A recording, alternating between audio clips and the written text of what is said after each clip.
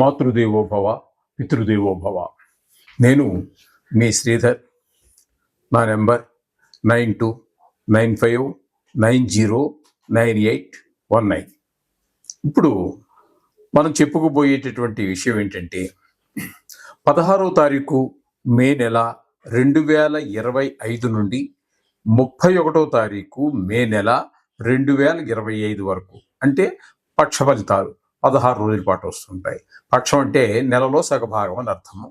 31 రోజులు మనం సగంగా విభజించలేము కాబట్టి 15 రోజులు వస్తే మొదటి పూర్వపక్షం, రెండో పక్షం, పరపక్షం వచ్చి మీకు 16 రోజులు వస్తుంటుంది.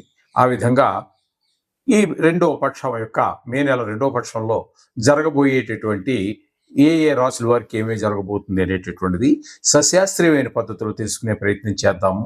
ఇందులో నా కవిత్వం కానీ నా పైత్యం కానీ ఏమి ఉండదండి. అలాగని మిమ్మల్ని భయభ్రాంతులు చేసేది ఉండదు.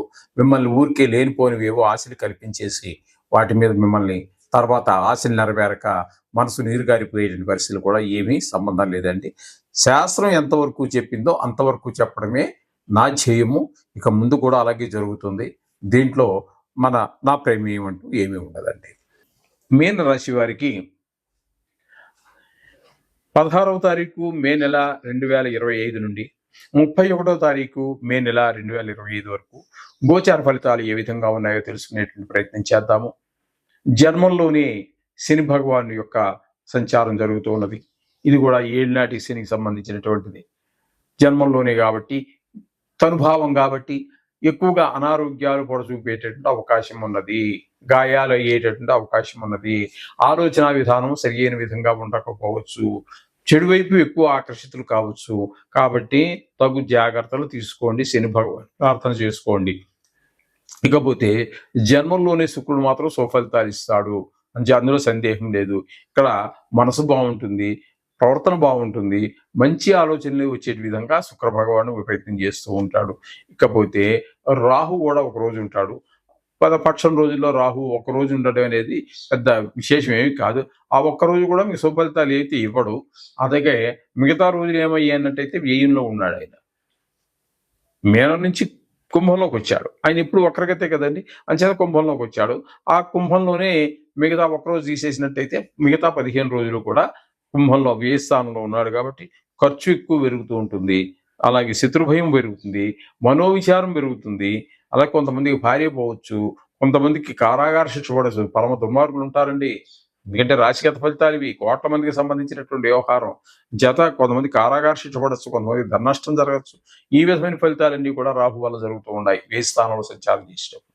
ఒకటిలో కూడా ఆయన మనకు ఉపకరించేది ఏమీ లేదు. కానీ ఇక్కడ శుక్రుడు ఉపయోగిస్తున్నాడు. శని అయితే మనకి ఏళ్ళనాటి శనిలోకి వచ్చింది కాబట్టి చెప్పుకున్నాం కదండి. ఈ విధమైన ఫలితాలన్నీ ఉంటాయి. ఇక ద్వితీయ తృతీయ స్థానాలలో బుధుని యొక్క సంచారం జరుగుతోంది. ద్వితీయ స్థానంలో ఒక 5 రోజులు సంచారం జరుగుతుంది. 5 రోజులు మాత్రం కుటుంబంలో పరిస్థితులన్నీ బాగా చక్కగా చూస్తాడు ఆయన. తదుపరి తృతీయంలోకి వెళ్ళిన తర్వాత అక్కడ మాత్రం మనకి ఎవరైతే సహాయ సహకారాలు అందవండి. బుధుడు మనకి ప్రతికూలంగానే ఉంటాడు కానీ అనుకూలంగా అయితే ఏమీ లేదండి అక్కడ. ఇకపోతే అదే తృతీయంలో రవి యొక్క సంచారం ఈ పక్ష రోజులు జరుగుతోంది. ఈ పక్షం రోజులు రవి మాత్రం మీకు అనుకూలమైన ఫలితాలు, అందరూ యొక్క సహాయ సహకారాలు అందించే ప్రయత్నం ఆయన చేస్తారు. ఈయన ప్రయత్నం ఏం చేస్తాడు, ఒకే రాశిలో ఉన్న 2 గ్రహాలు 3 గ్రహాలు ఉన్నాయనుకోండి, ఒకటి భిన్నమైనటువంటి ఫలితాలు ఇస్తుంటే మరొకటి దానికి భిన్నానికి భిన్నమైనటువంటి అంటే పాజిటివ్ రిజల్ట్స్ ఇస్తూ ఉంటారు, కొన్ని నెగిటివ్ రిజల్ట్స్ ఇస్తూ ఉంటారు. ఓకే, అది హౌ ఇట్ ఈస్ పాసిబుల్ అన్న ఎలా అది సాధ్యము అన్నట్టయితే అంతే, అది అలాగే ఉంటుంది. ఇప్పుడు మీ కుటుంబం, నా కుటుంబం ఉందండి. నా కుటుంబంలో నేను డబ్బులు సంపాదించి తీసుకొస్తాను. నా భార్య ఆవిడ ఖర్చులకి, ఆవిడ వ్యవహారానికి ఆవిడ ఖర్చు పెడుతుంది. మా పిల్లలు వాళ్ళ ఫీజులు, వాళ్ళ గొడవలు, వాళ్ళ షోకులు, వాళ్ళ సిల్లు. ఆడపిల్ల ఉంది, దానికి బొట్టు, పిల్లలు, దాని గౌన్లు, అట్లా ఎవరు చేసే పని వాళ్ళు చేస్తారండి. ఒకే రాశిలో 3 గ్రహాలున్నా 4 గ్రహాలున్నా కొన్ని సందర్భాలు కలిసి పని చేస్తారండి. మనం ముంచడానికైనా కావచ్చు, మనం తేల్చడానికైనా కూడా కావచ్చు.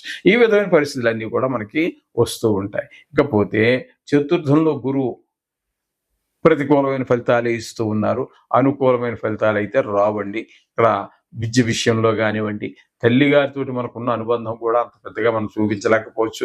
ఆవిడ కూడా మన మీద అంత ప్రేమాభిమానాలు చూపించలేకపోవచ్చు. ఈ విధమైన ఫలితాలన్నీ కూడా మనకి చతుర్థంలో గురు సంచారం వల్ల, ఇక పంచమంలో కుజుని వల్ల ఈయన కూడా పిల్లల మీద ఎక్కువ దుష్ప్రభావం, చదువు మీద, వాళ్ళ గాయాల మీద, వాటి మీద ఎక్కువ శ్రద్ధ చూపించేటటువంటి అవకాశం ఉంటుంది.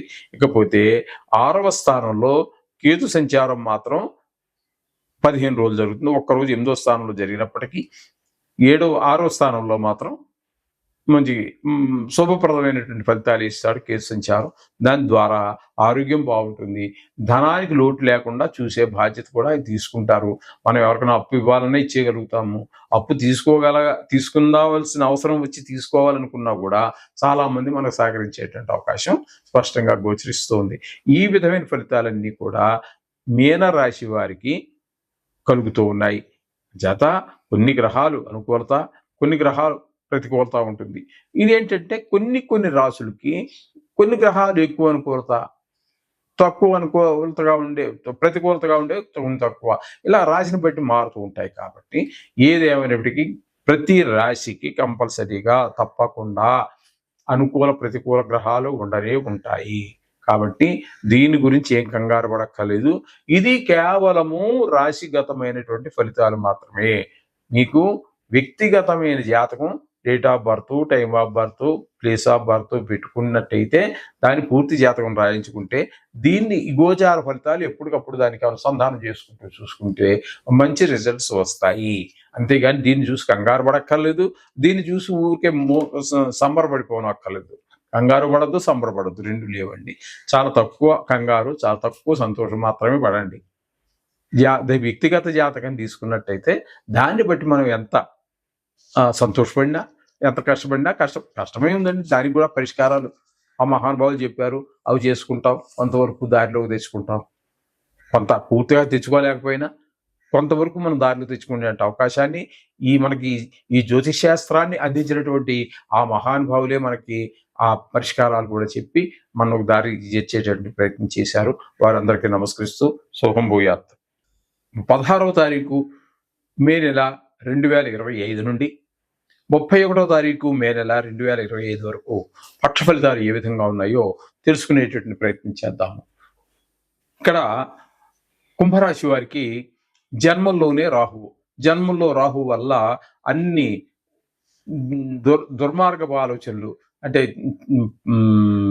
కామ, క్రోధ, లోభ, మోహ, మదమాశ్చర్యాలకు సంబంధించి అవి ప్రకోపించి వాటికి సంబంధించి దుష్ట ఆలోచనలు, దురాలోచనలు, అలాగే ప్రవర్తన కూడా ఇంచుమించుగా, అంటే ఇంతకుముందు అలవాటు ఉన్న వాళ్ళకి కొత్తగా చేసుకునేవాడికి కాకపోవచ్చు, కానీ ఇంతకుముందు అలవాటు ఉండి మానేసి ఈ మధ్య కాలంలో చక్కగా జీవించేటటువంటి వారికి మళ్ళీ వాటికన్నిటికీ వెల్కమ్ చెబుతూ అటుపక్క మళ్ళేటిన అవకాశం ఉంటుంది. కానీ మీరు కొంచెం నిగ్రహం ప్రదర్శించి జాగ్రత్తగా ఉండటం అనేది చాలా అవసరం.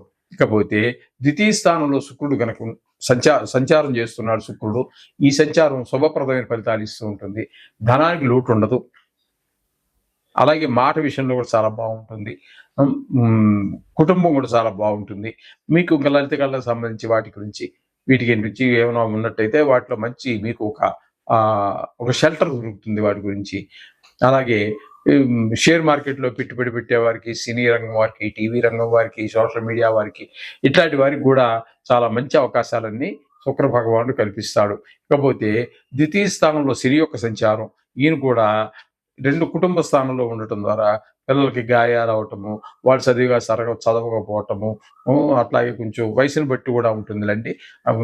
మనం పిల్లలుగా ఎంతవరకు అంటే కాలేజీలో చదివి వయసు వచ్చే వరకు కూడా వాళ్ళ పిల్లలుగానే చూస్తూ ఉంటాం. కాబట్టి వాళ్ళ ఆ వయసును సంబంధితమైనటువంటి ఇబ్బందులు, ఆ అలవాట్లు అవన్నీ కలిగే అవకాశం ఉంటుంది. కాబట్టి జాగ్రత్తగా ఒక కన్ను వేసి పిల్లల మీద ఉంచవలసిన పరిస్థితి ఉంటుంది. ఇక తృతీయంలో గనక మనం తీసుకున్నట్టయితే బుధుని యొక్క సంచారం ఒక 5 రోజుల పాటు, అలాగే చతుర్థంలో ఒక 10 రోజుల పాటు జరుగుతుంది. తృతీయంలో ఎవరి యొక్క సహాయ సహకారాలు అందకపోయినప్పటికీ చతుర్థంలోకి వచ్చాక మాత్రం మంచి ఫలితాలన్నీ ఇస్తూ ఉంటాడు. ఆయన కూడా చక్కగా తల్లిగారితోటి విద్య విషయంలోనూ, భూమి విషయంలోనూ, వాహన విషయంలోనూ, ఇట్లాంటి విషయాల్లో సుఖస్థానం కాబట్టి వాటన్నిటి విషయాల్లో కూడా బుధుడు మీకు చక్కటి ఫలితాలన్నీ కలగజేస్తాడు.